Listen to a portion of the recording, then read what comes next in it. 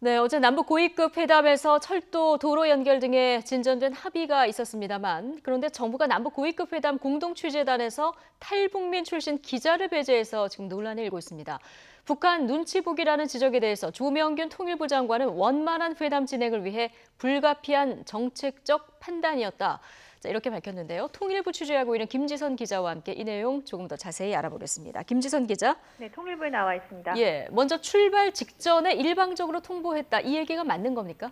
네, 보통 남북회담은 제한된 장소 등의 문제로 소수의 공동 취재단이 맡게 됩니다. 이번에는 4개사가 판문점에 들어가 취재하기로 돼 있었는데 그중에 탈북민 기자도 있었습니다. 예. 조선일보 소속으로 지난 2002년 남한에 정착해 2013년부터 통일 문제를 취재해 왔습니다. 그런데 통일부가 출발하기 1시간 전 이 기자를 공동 취재단에서 배제하겠다며 조선일보에 다른 기자를 보내달라고 했습니다. 이 해당 기자가 활발한 활동을 해서 널리 알려졌다는 게 이유였습니다. 통일부 기자단은 어떤 기자를 보낼지는 해당사의 권한인 만큼 일방적 배제 결정을 받아들일 수 없다며 항의했지만 출발 15분 전 조명균 통일부 장관은 해당 기자와 기자단 대표를 불러 여러 가지 상황을 고려해 판단했다며 배제를 통보했습니다. 이에 따라 탈북민 기자는 어제 취재에 동행하지 못했고요. 판문점 취재는 3개사 기자들만 할 수 있었습니다. 예. 결정을 내린 조명균 장관은 원만한 회담 진행을 위해서 어쩔 수 없었다. 이렇게 얘기했는데 통일부 기자들, 출입하는 기자들 사이에서는 어떤 얘기들이 지금 나옵니까? 네, 이 판문점 회의실이 그렇게 넓지 않고 남북 합쳐 기껏해야 10명 정도 취재진만 들어가기 때문에 자연스럽게 서로 얼굴을 맞대게 됩니다. 예. 이 과정에서 우리 취재진이 북측 대표단에 자유롭게 질문을 할 수 있기 때문에 당연히 탈북민 기자가 북측 관리들과 대면하는 것을 피할 수 없습니다. 물론 북한은 탈북민을 배신자라고 규정하고 있기 때문에 이에 대해서 불쾌감을 드러낼 수도 있고요. 회담을 거부하는 등 당연히 회담에 영향을 줄 수 있습니다.